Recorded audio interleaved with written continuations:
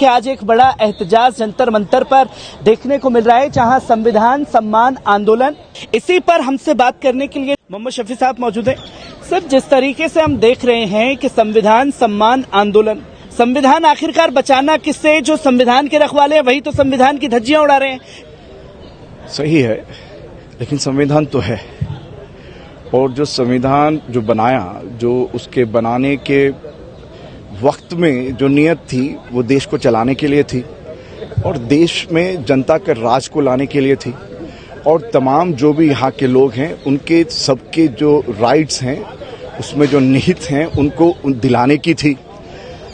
लेकिन साथ ही साथ उस टाइम पर बाबा साहब भीमराव अम्बेडकर ने कह दिया था कि संविधान तो बन रहा है, लेकिन अगर ये संविधान को चलाने वाले लोग अच्छे नहीं हुए तो कितना भी अच्छा संविधान ले आओ, अगर उसको चलाने वाले अच्छे नहीं हैं तो फिर संविधान सक्सेस नहीं होगा।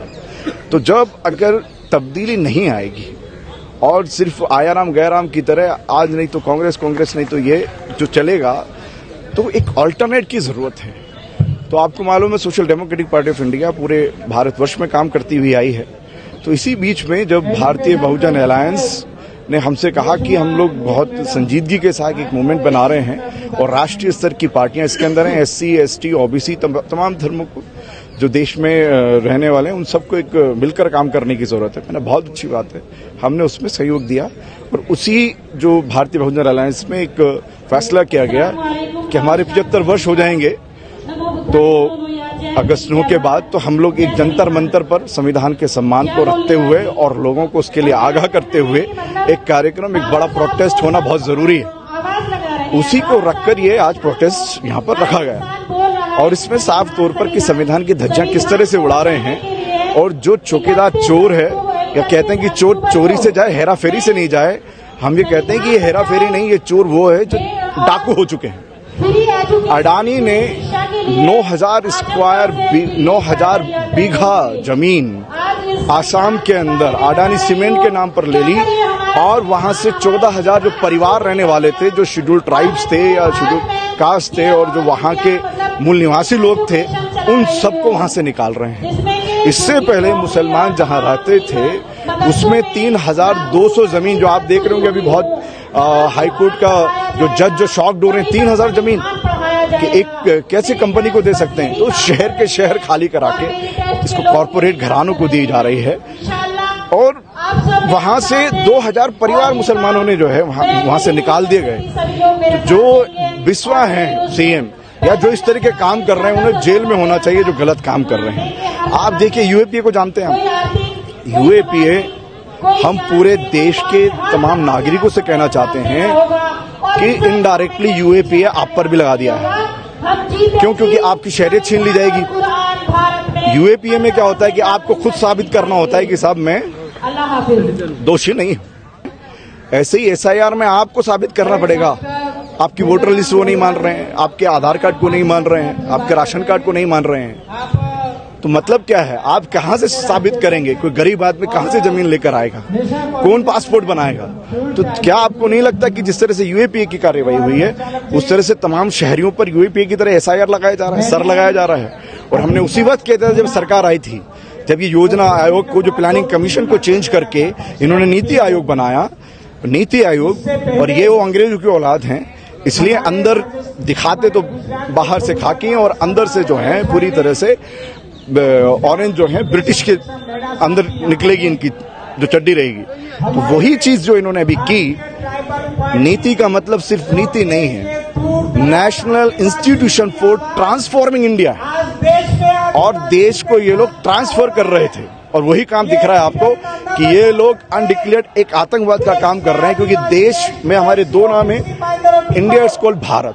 उसके अलावा कोई हिंदू राष्ट्र, मुस्लिम राष्ट्र बोलेगा तो क्या वो आतंकवादी नहीं है, देशद्रोही नहीं है? तो कोई भी हिंदू राष्ट्र की मांग कर रहा है अगर उसको धर्म बनाकर, तो वो लोग क्या कर रहे हैं? और आपस में ये लोग क्या कर रहे हैं? हिंदू मुस्लिम लड़ा रहे हैं, जबकि सब लोग, अभी आपने देखा जो वोट चोरी हुई, हर विधानसभा और हर लोकसभा में चोरी हो रही है। उसमें भी आपके सामने, क्योंकि महादेवपुरा का दिखा दिया, और हम इसको आज से नहीं, इस मुद्दे को लेकर महाराष्ट्र इलेक्शन से पहले से बता रहे हैं कि ये वोट चोरी कर रहे हैं।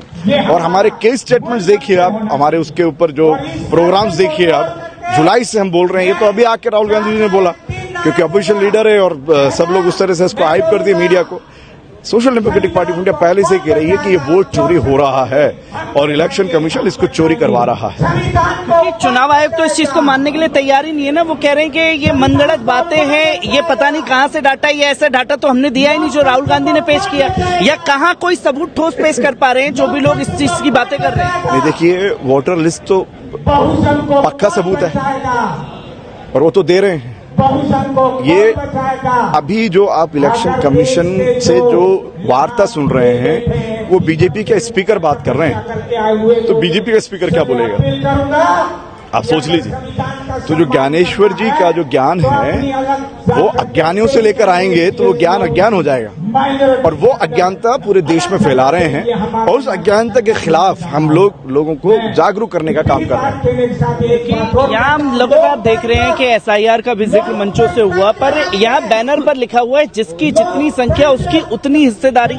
ये बातें तो होती रही है, क्या वाकई में हिस्सेदारी मिली? अगर बात की जाए मुसलमानों की या दलितों की, क्या उन्हें हिस्सेदारी मिली है? क्योंकि जुल्म होता है तो FIR तक तो दर्ज नहीं होती इन लोगों की। बिल्कुल नहीं मिला, आप सही कह रहे हैं। इसीलिए ये नारे के साथ काम करने की जरूरत है। इसीलिए अगर आपने सुना हो तो मैंने साफ तौर पर कहा है कि आपको संजीदगी से करना पड़ेगा ये काम। और BBO में SDPI इसलिए आई है इसमें और आने का कारण यही है कि इन्होंने वादा किया है कि नहीं, हम लोग ईमानदारी के साथ देश के लिए काम करेंगे। सड़कों पर आने तो सड़कों पर आएंगे। संविधान और लोकतंत्र की जो हिफाजत करनी है उसके लिए अपने कानूनी तौर पर अपनी जान देनी पड़े तो जान देंगे, लेकिन अपने देश के संविधान और लोकतंत्र को बचाएंगे। क्योंकि कहीं ना कहीं हम ये भी तो देख रहे हैं ना, मीडिया में एक सिनेरियो सेट हो चुका है, या तो आप बात NDA की करेंगे या विपक्ष की करेंगे, थर्ड फ्रंट कहीं नजर ही नहीं आ रहा है। वो थर्ड फ्रंट तब नजर आता है जब चुनाव सामने आने वाले होते हैं। बिल्कुल सही है, मैं आपकी बात से तो डिनाई नहीं कर सकता, लेकिन हमें ये सबको देखकर चुप नहीं रहना है, काम करते रहना है। आप देखिए, हम लोग 2009 में कहाँ थे? कहीं नहीं थे, शुरू हुए। आज हम लोग 2025 में पूरे देश में कम से कम 18 प्रदेश के अंदर एक सिस्टमेटिक हमारी पूरी बॉडी बनी हुई है, टॉप टू बॉटम। और उसी तरीके से आज जो हम लोग यहाँ तक आ गए हैं, आज अलग अलग जो पार्टियां और भी काम कर रही हैं, अलग अलग जो प्लेटफॉर्म बने हुए हैं, उनको भी हम लोग साथ में लेके आ रहे हैं। ये काम हो रहा है और इससे निराशा या वो तो नहीं होना चाहिए, हमें मेहनत करती रहना पड़ेगी। वो तो पर आप ही के ऊपर आरोप लगा देती है भारतीय जनता पार्टी के नेता, संसद में खड़े होकर के बोलते हैं कि SDPI कट्टरता फैला रही है, लोगों को भड़काने का काम कर रही है। तो ये भड़का रहे हैं लोगों को या जागरूक कर रहे हैं? एक तो बदनाम न होंगे तो क्या नाम न होगा, तो वो बदनामी हमारे लिए सर्टिफाइड है। अगर कोई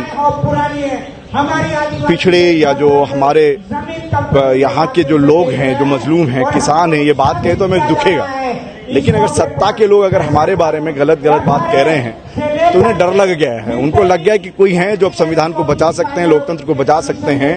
ये लोग डरने वाले नहीं हैं, इसलिए लोगों को डरा रहे हैं, क्योंकि इन्हें मालूम है कि SDPI के लोग तो डरेंगे नहीं। तो लोगों को डराओ कि इनके नजदीक नहीं है, लेकिन ये नादान नहीं जानते कि आप जितना जो कहते हैं ना, मैंने अभी शुरू में कहा कि बदनाम न होंगे तो क्या नाम ना होगा। लोगों को पता है कि ये जो जुल्म ज्यादतियां कर रहे हैं, रोज कर रहे हैं, कभी लिंचिंग होता है, कभी बुलडोज चलता है, कभी जो है ट्रिपल तलाक की बात करते हैं, कभी कॉमन सिविल कोड की बात करते हैं, और फिर अंदर से जो है रिजर्वेशन को खत्म करने की कोशिश कर रहे हैं। आप प्राइवेटाइजेशन को पूरा बढ़ा दिया, प्लेटफॉर्म बेच दिए गए हैं, एयरपोर्ट बेच दिए गए हैं, क्या बच रहा है? इवन खेल मैदान बेच दिए हैं। एजुकेशन की हालत आप देखिए, प्राइवेटाइजेशन का क्या है। जो NEP लाए हैं वो भी वर्ण व्यवस्था लेकर आ रहे हैं, लोग समझेंगे। तो उनको समझने के बाद हमारा मालूम पड़ेगा कि एक मूवमेंट है जो हमारे लिए आवाज उठाता है और सड़कों पे लड़ता है। तो हमें उम्मीद है, ना उम्मीद नहीं है।